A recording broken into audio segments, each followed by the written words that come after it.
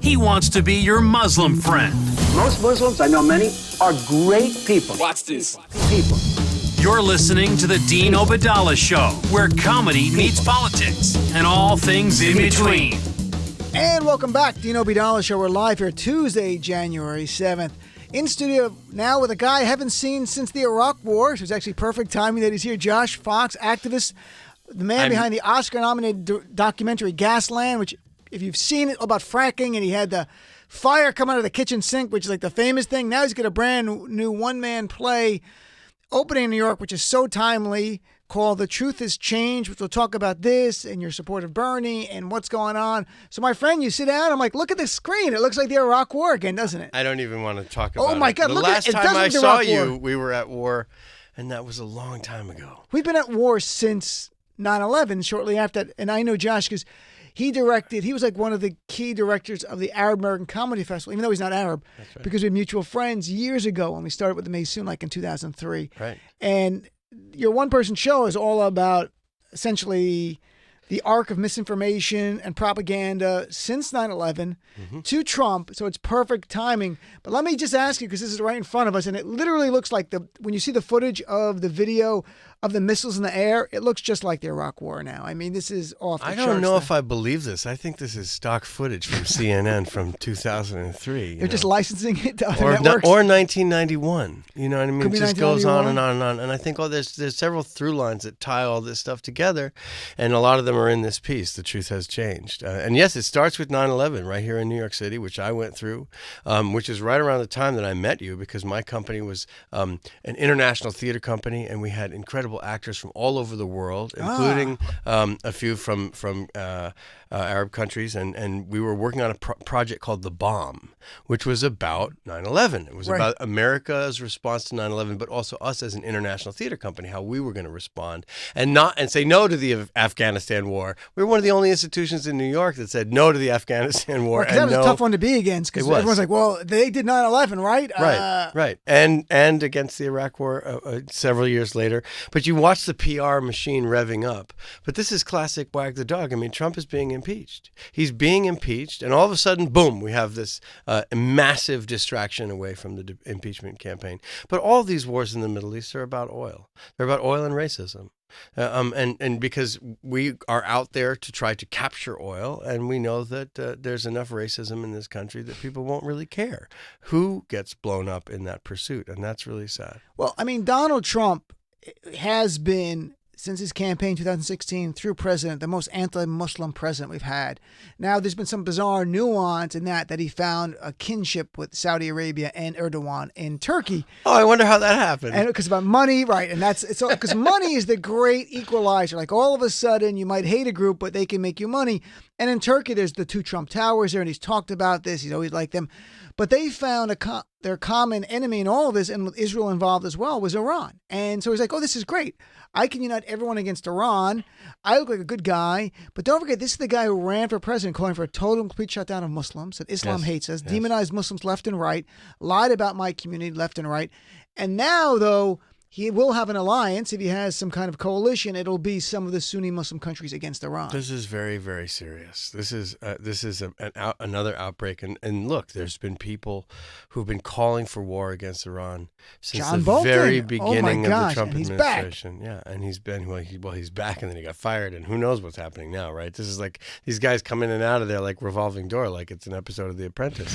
But bottom line is that this is extraordinarily serious. And when we started to develop this piece, The Truth Has Changed, the very beginning of it is my experience at 9/11, because I was a quasi first responder for 9/11, right? We were a theater company, we were all-night people, and we asked, could you come help and do our all-night food drive? And we were down in the basement of what was the most aptly named church in New York City all of a sudden, which was the Church of Our Lady of Pompeii, down on 6th Avenue. And New York looked like Pompeii because there was ash everywhere, and things, the smelling sulfur and the burning pieces of paper paper raining down out of the sky. And as it turned out, we were out there on the day after, the morning of the 12th, and we were going out and giving supplies to firemen, and we got lost because we couldn't tell where we were. The streets were covered in ash, and down in that labyrinth of lower Manhattan, it's very hard for even New Yorkers to know where you are. And we wound up right in front of the Trade Center, in between the press barricade and the actual ruined facade of the building, and telling that story because we turned down going on Good Morning America, and we turned down going on all the TV stations, and I really experienced enormous regret, because what I wanted to say was, don't start a war. Right. We're New Yorkers. We're just picking up the pieces. We're delivering pizza and coffee, and we don't want you to start a war. And the piece begins with that sense of regret that I want that 5 minutes back. So it's a question of then, how do you look at all the smear and misinformation and propaganda about war, about the climate change, about fracking, about the oil industry, all of which I've managed somehow through You've covered dumb luck through to your be work right as a in front of. journalist, as a filmmaker, Yeah. all of those things. So your story, when you talk about the arc of misinformation and propaganda, I mean, why does the truth still matter? Why is it important to have a truth that we can agree on in a country? Well, you can't have democracy without truth. You can't have an educated population without truth. You can't have any kind of sense of reality without truth, right? Without truth, we don't know what planet we're on. I mean, and the planet is actually the arbiter of truth, like the terrestrial reality. And that's one of the ways in which climate change is such an important bellwether of what we accept as truth, right? The Earth is telling us it's getting hotter. The Earth is telling us if we get it too much hotter, then boom, New York City goes underwater, and so does the Eastern Seaboard, and Australia just burns and burns perpetually. And we've known these things for 40 years, right? So having a sense of what the truth is can tell us how to avert catastrophe, can tell us who to vote for, can tell us how we're being manipulated, and also, more importantly, can tell us how to stay alive. Right. And the truth now is needed more than ever, because you have an administration like the Bush administration telling you stories about imminent threat, and this is why we had to do military action. Yet when pressed for proof, was shifting around on their story in the last couple of days from, it's an imminent threat, to one, in days or a few weeks he was plotting something. No evidence whatsoever of that showed to us. And now this is now going to take a life of its own, because by Iran responding, it takes Trump off the hook on why you did it. Because now it's like, we have to respond now. It feels so much like the Iraq war, except that was a big chunk of time leading up to the war of lies and lies and lies, and even using Colin Powell, unfortunately for him, and getting Congress to vote for a war. And yeah, I mean, those days were very brutally dishonest, as were the days leading up to the very first Gulf War in 1991. In 1991, this girl named Naria got up in front of the United States Congress, and she said, I have seen Iraqi soldiers, when Iraq had invaded Kuwait, taking newborn babies out of incubators in the Kuwaiti hospital and putting them on the ground to die, and stealing the incubators, right? Because the Iraqis were so poor they needed incubators for some reason during their invasion. And so this story tugged at the heartstrings of Americans, lo and behold, and it was cited by congressional delegations and by George Bush himself as one of the reasons why they wanted to go to war. Well, as it turns out, Naria was the daughter of the Kuwaiti ambassador, and she was, in fact, paid by a company called Hill and Knowlton, which is the same company, Hill and Knowlton, that said tobacco was good for you, and that with certain doctors liked Camels better than Marlboros, and they created doubt around whether or not cigarettes were bad for you. Hill and Knowlton was paid $12 million by the Kuwaiti government to come up with a strategy, and they polled this among people, and they found out that this incubator story polled highest oh my God. of any of these stories in terms of being emotional for Americans, right? So she says this in front of Congress. America goes off to war, and we're still at war in Iraq, starting in 1991. It's the longest war in American history. And so what you're seeing right now is another chapter of this lies and misinformation. And you said the Bush administration the other day, and just a second ago, I thought, did he mean to say Bush, or did he mean to say Trump, or which one did he mean to say? I mean, as I said last night and today, Republican presidents give us wars, Democratic presidents give us Medicare, the ACA, and Social Security. And this, where we are today with Americans in harm's way in Iraq, starts from the fuse was lit by George W. Bush. It's been continued on by Donald Trump. And people say to me, but Dean, Trump says he doesn't want foreign wars. I'm like, this just in, Trump's a liar.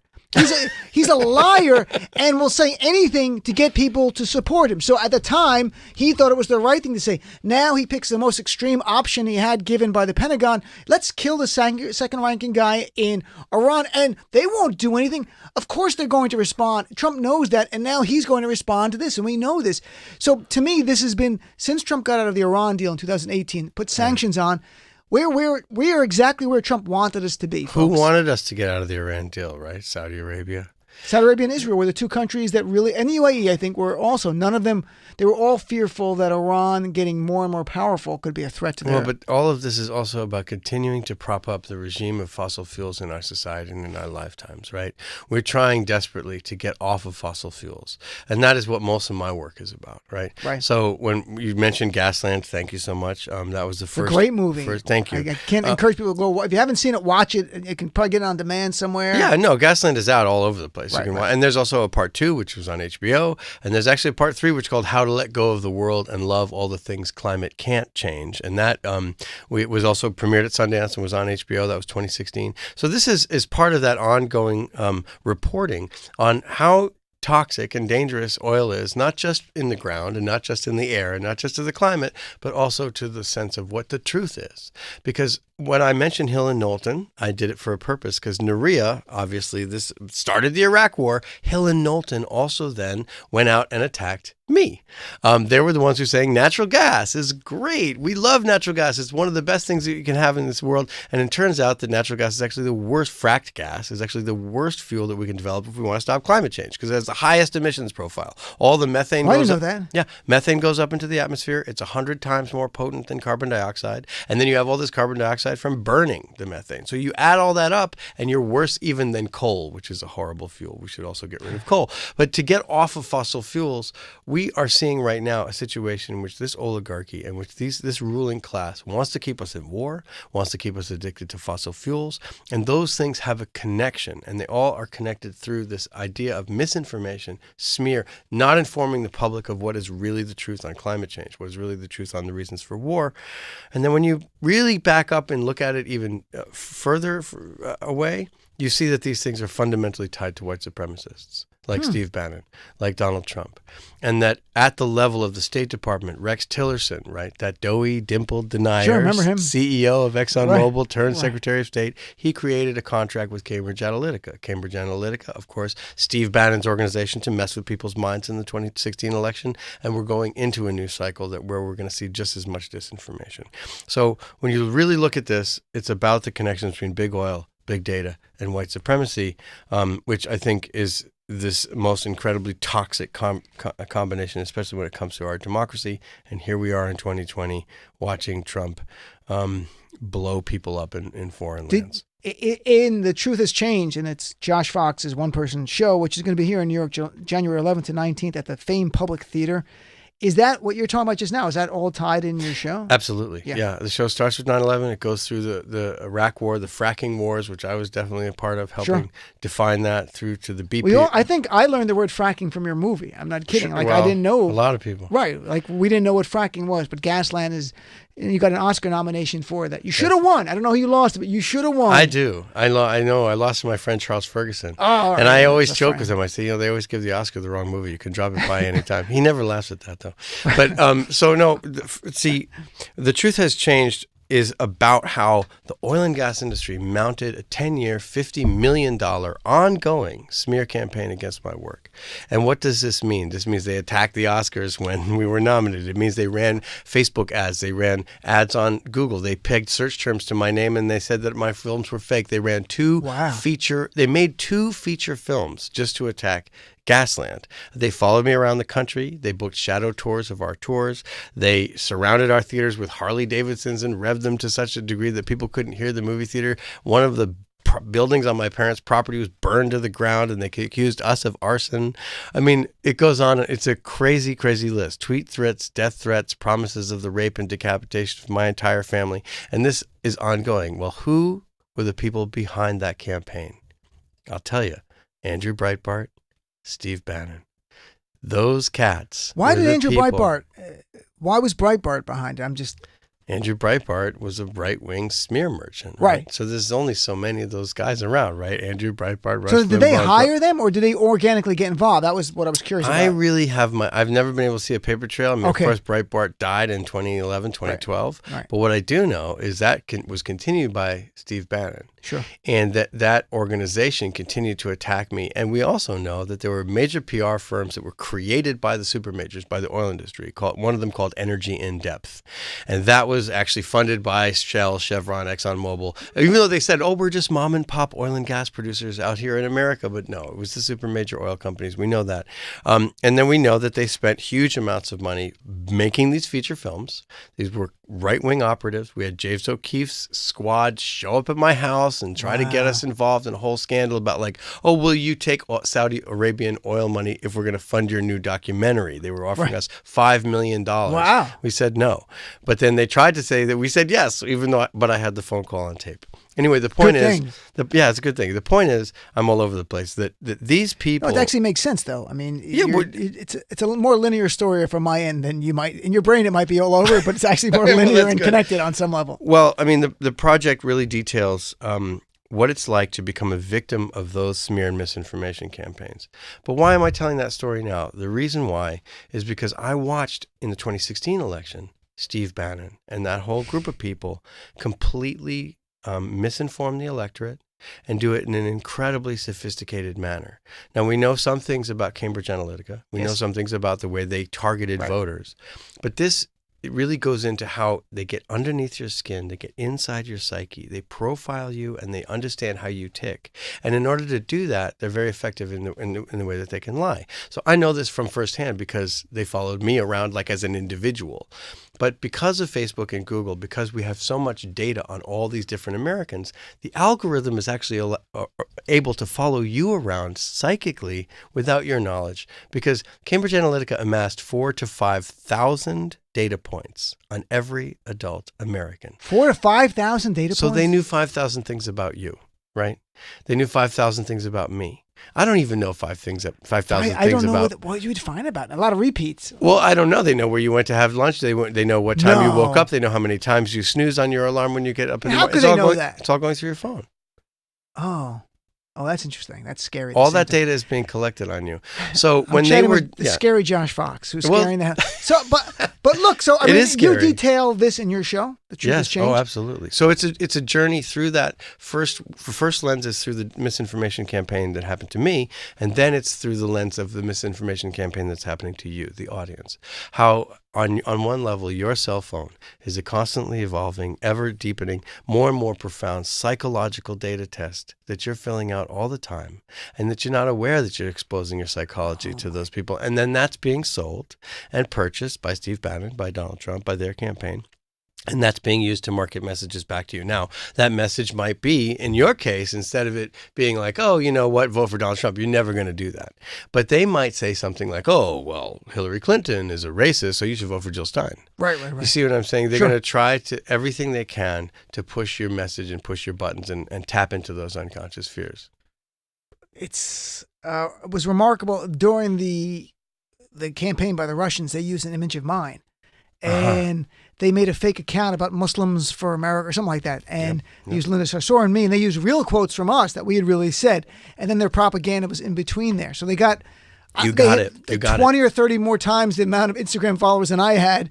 They were getting organically from people following them who said, oh, look, this is a Muslim thing. And then they would feed the information to Muslims who were following them and other little snapshots that were wrong. And I was like, and I wrote about it for The Beast, too. I mean, it was like, I wrote for the Daily Beast. And I was like, this is great. Yeah, we ought to get together more often because this is exactly what happened with Next the war, we'll get anti-fracking.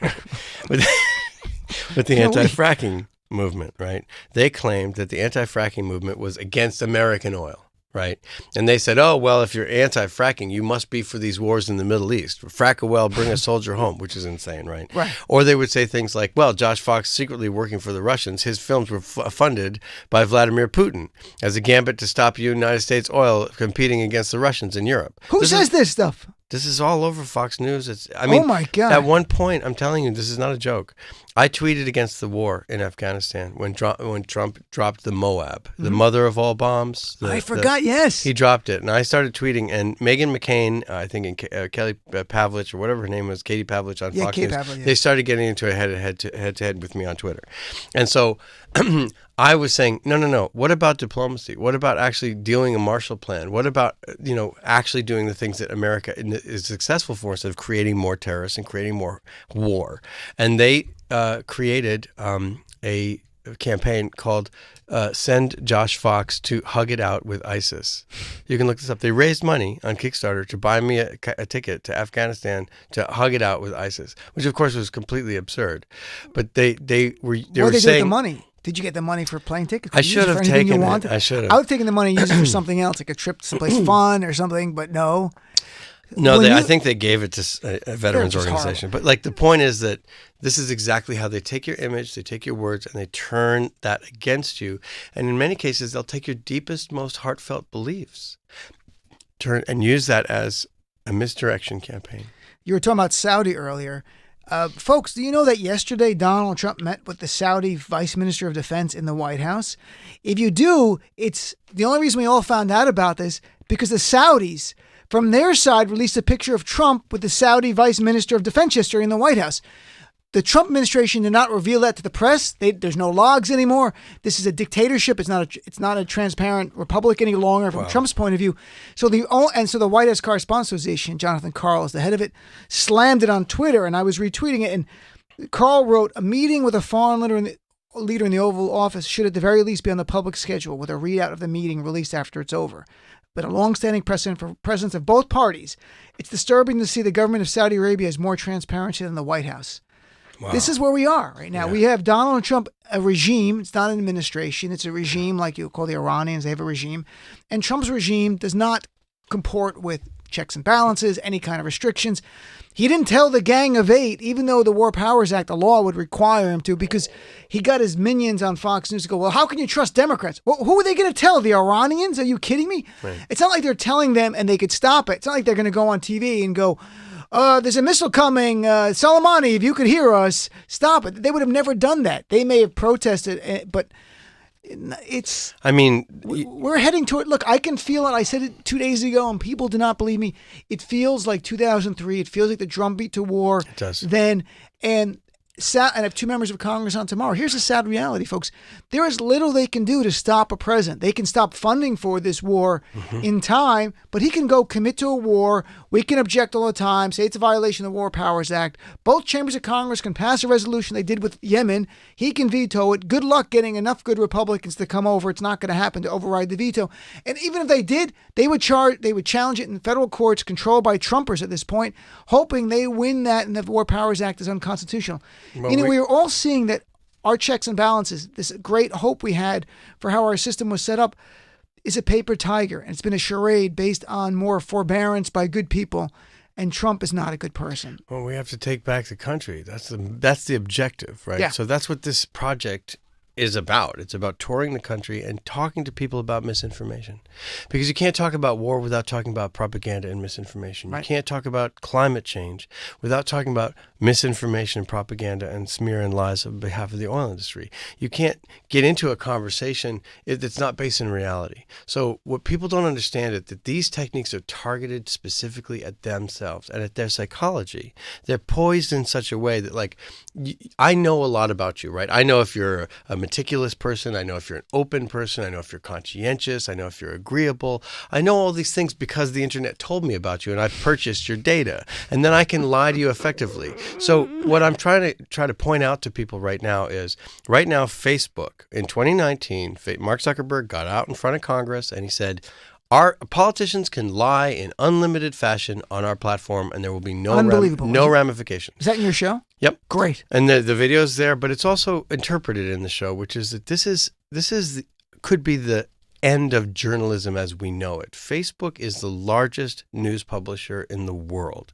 For them to abandon the very idea of journalistic integrity, right? Fact-checking, truth-seeking, verification, that means that they've just parted with 100 years of journalism, the very idea of journalism. And that means we have to not trust that platform anymore with the information that we're going to get from it. And in your show, do you have an opinion as to why Zuckerberg is doing that? Why Facebook is doing this? Well, one of his board members is Peter Thiel, which is the recipient with his company Palantir of huge amounts of government defense contracts under the Trump administration.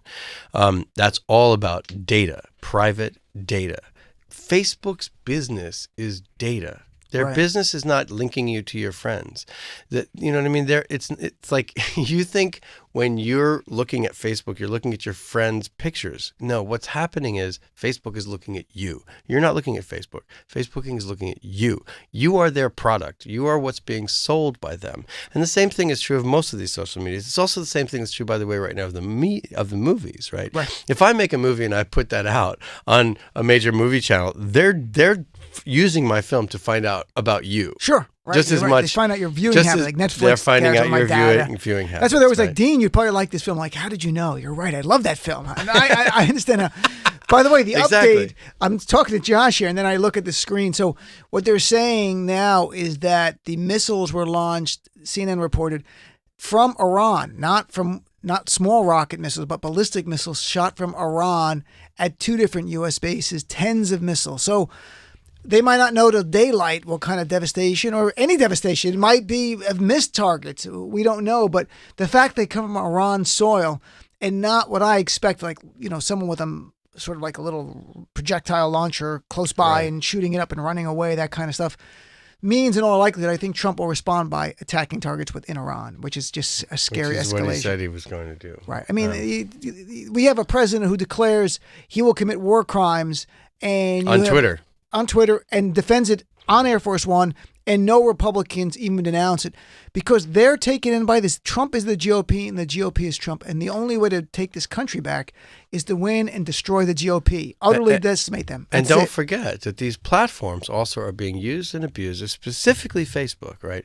Facebook and WhatsApp Facebook-owned WhatsApp are responsible for a lot of this right-wing authoritarian governments getting elected all across the world. Boris Johnson in the United Kingdom, it was just shown that 88% of their advertisements for the Conservative Party were misleading. 88% of their advertisements were lies. And the Progressive Party, the Labour Party, 0%.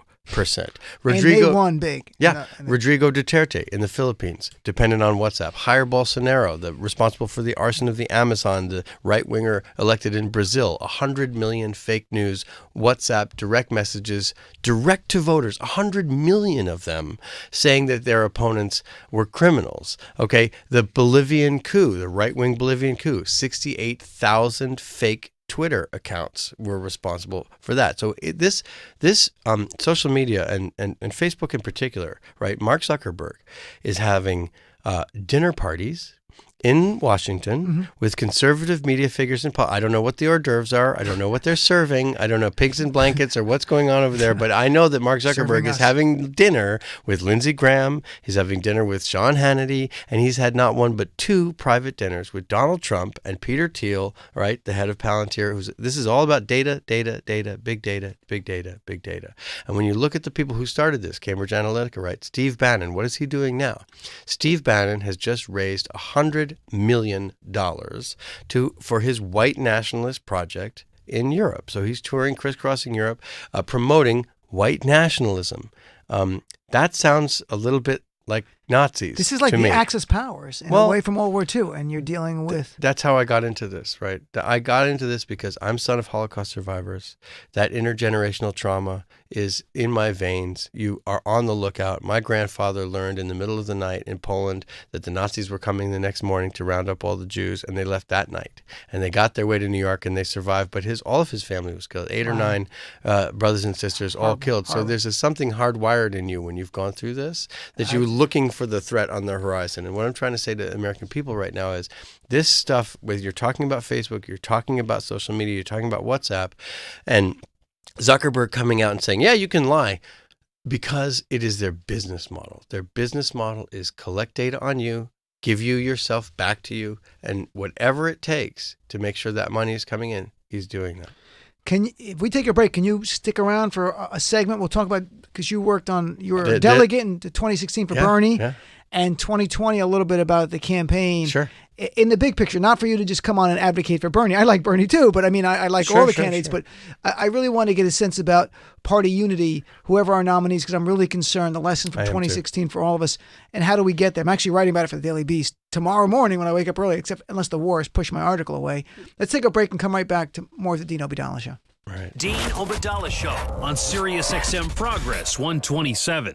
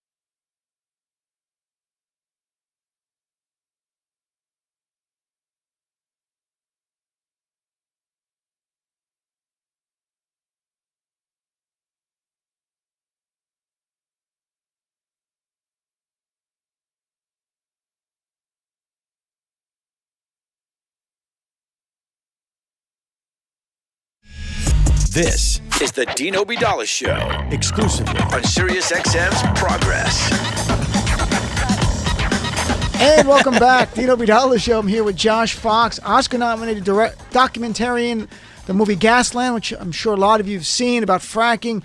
Now he's got a one-man show here in New York, January 11th to 19th. The Truth Has Changed at the famed Public Theater, all about misinformation and propaganda in the time of from 9/11 through Trump. And we're sitting here watching a war break out based on misinformation from Donald Trump and propaganda, and we're paying the price. But I wanted to keep you here because you were, in 2016, you were involved in the DNC platform fight, weren't you? On Bernie, you were a Bernie delegate, or Bernie, you were actually part of the Bernie campaign. It was a great honor. I was a surrogate for Bernie Sanders, and they approached me in January of 2016 because of fracking. Oh. Bernie Sanders wanted to go completely anti-fracking. And I said, absolutely, this is amazing. I never had a presidential candidate call me before. This was fantastic. So I said, of course I'll help, and of course I'll advise. And you know, in those days, this was a very important battle because Hillary Clinton was a very deeply pro-fracking person. So was Barack Obama. So was Joe Biden.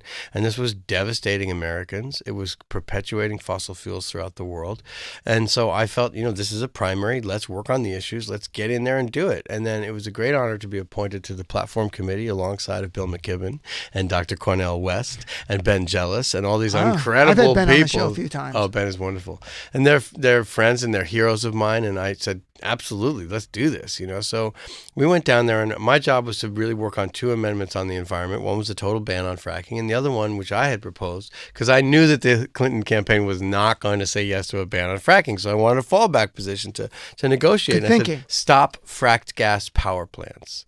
Stopped fracked gas infrastructure. Okay, so when Bernie comes out and he goes, we got to transform our energy system. Right. Well, we're already transforming our energy system. We're transforming it off of coal, And unfortunately, not to wind and solar, which is what we should be doing. We're Wind transforming gives you cancer. You don't know that? That's what Trump said. So Right. he's got to be telling the truth, right? If the wind is coming, It kills birds. I'm so concerned about birds. if the wind is coming from Trump, it gives you cancer. Right. But the point is that we are transforming our energy system right now to fracked gas, to natural gas, because the fracked gas people, the gas industry, went to the Obama administration and said, we're better than coal. We are better. And they believed them, and it wasn't true. So now we're getting hooked on 40 years of fracked gas to keep the electricity flowing when we don't need it. It's a needless step. So we're going to frack all these people. We're going to contaminate their water. We're going to poison their communities. We're going to give their kids cancer, which is happening now in Pennsylvania. And we're going to put ourselves back in this fossil fuel game.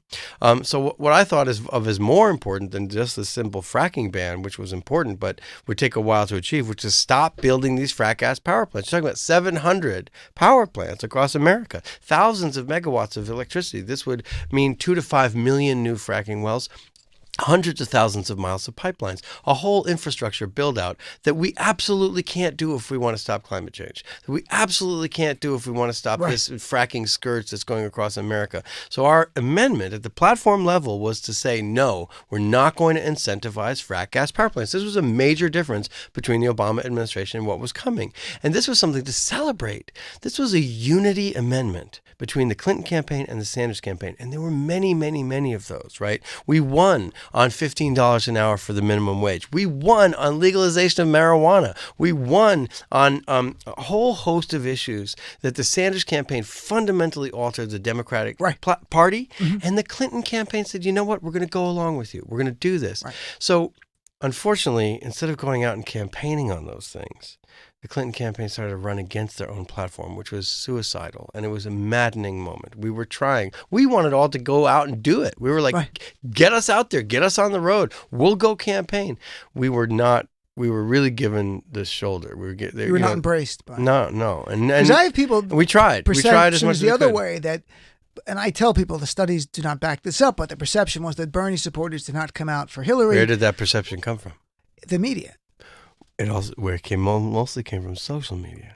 And Donald Trump intentionally did that. But there were two studies after the election that actually showed more percentage of Bernie supporters supported Hillary than Hillary supporters supported Obama. Yep. And it was still overwhelming percentages in both sides. But still, and I had someone on last night and I said, I'm just telling you what these studies say. I'm not telling you what's true or not. I'm telling you what these studies say. But the perception still to this day, literally last night I had someone in the chair here who supported Liz Warren but was part of Hillary's campaign and still not angry towards Bernie, but years ago she said I was. She said I'm not now. And I said to her the big question, because I'm about party unity and defeating Donald Trump on November 3rd. That's my number one priority in my entire life, and is defeating this guy. And the only way to do it is party unity. So you are a big Bernie person. Biden is the closest to Hillary in this race. Let me ask you, if Biden gets the nomination, do you get involved and help out? Of course. In fact, I have had really successful negotiations and successful campaigns with Joe Biden. In 2011, and the fracking movement should know this, the fracking movement, if you're out there listening and you're saying, I'm not going to vote for Joe Biden because it's a pro-fracking candidate, listen to this. In 2011, when the Delaware River Basin was this close, 24 hours away from getting a vote at the Delaware River Basin Commission, this is the water supply for 16 million people. This is the water supply for New York City. It's the water supply for Philadelphia. That's the Delaware River. It's a national treasure. This is a 75-mile pristine river, and they were about to give the okay to 20,000 frack gas wells, to 20,000 gas wells that would have totally decimated this national treasure, the national park, the watershed area. It would have completely industrialized the entire place. Now, we had a 5-person vote. We had to get to the Obama administration, and we had to get to the governor of Delaware. We needed those votes to stop this. Right. So Bill McKibben and I made a video. We targeted Joe Biden. Joe Biden was from Delaware. He could call the governor of Delaware. He was the vice president. Nobody ever asked the vice president for anything. We made a video called Say It Ain't So Joe. We got 10,000 phone calls into Biden's office, and I met with Biden's environmental advisors at the White House the day before, and lo and behold, the call came. The governor of Delaware voted, and the vote was canceled. And to this day, fracking has been banned in the Delaware River Basin, which is my home, which is the watershed for all these people. And how did that happen? Because we appealed to Joe Biden's environmental sensibility. Now, he's not right on a lot of other things. I grant you that. I don't like what he says on the crime bill. I didn't like what he did with Anita Hill. I don't like the fact that he was pro-fracking and pushing fracking all over the world. There's a million things that I could be upset about. However, trust the movement. Trust us. We are a part of that Democratic Party, right? When you say, "Oh, I'm going to vote third party," excuse me. You can curse. Oh, I can't. XM, Fuck the Democrats. All that stuff. What you're saying is, we're not going to give the movement organizers a chance. I have no chance to persuade Donald Trump of anything. When you have a Democrat in the White House or a Democrat in the governor's mansion, you can get in there and say, "No, we're your constituents. We have a job to do. This isn't just vote and go home." No. Voting is always strategic. It's always strategic. And we could have gotten to Hillary Clinton. We could have gotten, as we got to Obama, on a lot of things that he didn't want to do, right? He didn't want to disapprove the Keystone XL pipeline. 1,000 people got arrested in the White House. I was one of them. And we got them to stop the Keystone XL pipeline, right? We had so much incredible stuff in that Democratic platform that we could have said to the Clinton administration. You know what was in the Democratic platform? You probably don't know this. In the platform, there was a government-wide summit on climate change that was supposed to happen within 100 days of the inauguration. So in May of 2017, the whole government was supposed to shut down for 5 days and talk about climate change. That was in the Democratic platform. Why? Because we wrote it. We wrote it. The movement wrote it. I think you make such a great point. And the fact is that on the inside with a Democrat, even if you don't like, look, whoever we all like, and the polls show now, 20-something% like Biden, 27% like Bernie, like in Iowa, for example. I was looking at the numbers today. And Warren's right there. It's going to stay that way all the way. Right. So the point is that we're going to like 25% of Americans, of Democrats, let's say, are going to be, your first choice will be our nominee. The rest, we got to unite the rest of our party. And you make a great, compelling argument. If we're going to be right back there. Trump, you can convince of nothing. We have no shot at anything. And he is an existential threat to many communities. I really believe he is. Let me tell you how difficult it is to affect Donald Trump and how long this has been going on. When I was 17 years old here in New York City, right, I had to go to, I didn't really want to go to my prom anyway, but because I had been to one earlier that year out on Staten Island, but my prom was at Trump Plaza. Oh my God. So I boycotted it. You didn't even, did you know how bad he was then? Yeah. You were like 17. How would you know? It was 1990. To me, he was just a punchline. The Central Park 5 thing was happening right at that time. And I said, I don't want to participate with anything having to do with this man. And that's how long this has been going on. He's unchangeable. You cannot change this man. You have to vote him out. You have to get rid of him. And so the bottom line is... Well, let me ask you, though, who would be the most difficult Democrat in the field for you to support if they were the nominee? And would you still support them? Would Bloomberg be one of the hardest? Oh, God. It would be really hard. He makes to me, he's the hardest. Bloomberg is the hardest, but I still would 150% support the guy. I mean, Bloomberg is not going to win, but so that's okay. No, he's not, but he's up to 7% in the new polls that came out today. Advertisements. I know. I mean, he's also 77 years old. Well, I will say this about Bloomberg that I like, though, is he spent hundreds of millions of dollars on ads that are slamming Trump all over the country. Today, he announced he's bought a Super Bowl ad, and he's going to troll Trump in the Super Bowl ad. So forget him. Well, for the movement, look at the movement. It's helpful to the movement. I think the problem is that it's very hard to justify any billionaires at all. Right. And Michael Bloomberg being one of the more brutal. And, look, I remember down in Occupy, Occupy Wall Street in New York City, a lot of that was the fracking movement. I did tons of teach-ins. The fracking movement and Occupy were coming right around the same time, 2011, right? And so you had a lot of people down there, like, carrying that torch. And we were going down there doing teach-ins. I did a sing-along with Sean Lennon. We did a Material Girl, and we dedicated it to Ben Bernanke. I was playing the banjo. It was really great. It was a really fun time. So then what happens, right? On this very thing that I'm telling, the same day that I'm telling you, I went to D.C. to appeal to Joe Biden on the Delaware River Basin, Michael Bloomberg is macing everybody down there, throwing everybody's stuff in the garbage, and the police are sweeping and clearing out Zuccotti Park, and we're watching it on television when we're down in Washington, D.C., going, oh, because we had taken a whole bunch of people with us to D.C. to do this campaign, and they're sitting there in the hotel looking, oh, there goes my tent. It just got thrown in the garbage. I just want Bloomberg to use his money to support whoever the nominee is going to be. Yeah, It's not going to be him. But he is on the gun issues. But you should get Bloomberg in here and ask him if Bernie is the nominee. Will you give $100 million to Bernie? I think it'll be hard. He might say, "I'll give $100 million to the infrastructure of the Democratic Party." I don't think he could support Bernie. And well, you see those. Look, photos. we've got those issues. We've got a lot of issues with. There are certain candidates, like when I talk to people here, there's very little anger. The anger towards Bernie there was the first few years. Oh my gosh, I try to. But we were. No, I'm saying simplistically, I try to heal it, have discussions. It made things worse, so I stopped. Yeah.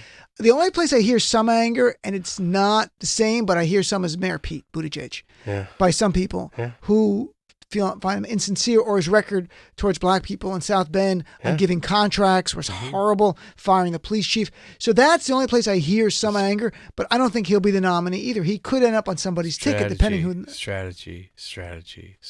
I think Buttigieg is trying to become a vice president of somebody. But I don't know who. I mean, I can't see him. I could see, I'm not going to speculate that, but I'm glad to hear that what you're saying is such an instructive lesson here. The idea of it's about the movement. It's not about any one person. And when the Democrat is president, we have the best chance to change them. Look, democracy is not a spectator sport. It's participation. And that's, I hate to keep bringing this back because I'm opening the show on Saturday. No, it's good. But the reason we're doing this show all across the country. Here it's in New York this month. It's going to be in Miami. It's going to tour. And it's a play, and it's also going to become a film. It's also a book, which I just gave you. Yeah, thank called you. The Truth Has Changed. But the point is that we're talking about the truth. And why are we doing this? Because we need to make sure that we're strategic. We need to make sure that we're not going to be emotional about this, because this is how these guys get you, right? If you're super emotional, say, "Oh, Pete Buttigieg, oh, I don't like him, he courts Wall Street, oh, he's smarmy," whatever you want to say about him, fine. This is strategic, right? He cares about climate change. He said really good things about fracking in terms of bad things about fracking. He wants to stop fracking. Look, this is strategic. We can get to these people, right? There's people who we can push and move if they're Democrats, because they're moral human beings. I'm hoping that there are at least some level of morality that we share, and therefore we can do this, because it's not about who's the president. It's about who's in the streets. It's about who's actually doing that. So we're inviting people to participate with us at this show. Let's plug before I let you go here, let's plug your show, The Truth Has Changed, opening in New York January 11th and 19th at the Public Theater. If you're from the New York area, you know it's a great. I've seen a bunch of shows recently there. Yeah. And what's the website? Do you know? TheTruthHasChangedTour.com. And you're touring this all over? Yeah, we're going all over the place. TheTruthHasChangedTour.com. Yeah. And so with all of our films, Gaslight, we always tour, because we put them on TV, we put them on HBO, and hopefully this movie will also go on HBO when it becomes a film, the performance becomes a film. But we have to get out there with the people. Sure. To get in front of people, that's what this is about. That's where you really know the truth. When you talk to your neighbors, when you talk to your friends, when you're in the room, that's what politics is about. That's what was going to be required to defeat Donald Trump. And we're giving people an opportunity to do that in a cultural way that's not just about politics. But this is it's also a great play. I'm just letting you know right now. You're a compelling guy. I've got your book. I read some stuff about the play. It looks great. Josh, nice seeing you again. Thank you. We'll see you next war. Every time I see Josh, it's a war. But then again, all right, I'm never coming back here. No, again. Let's take a break. Come back with more of the Dean Obeidallah Show. All right, thanks, Dean. Dean Obeidallah Show on Sirius XM Progress 127.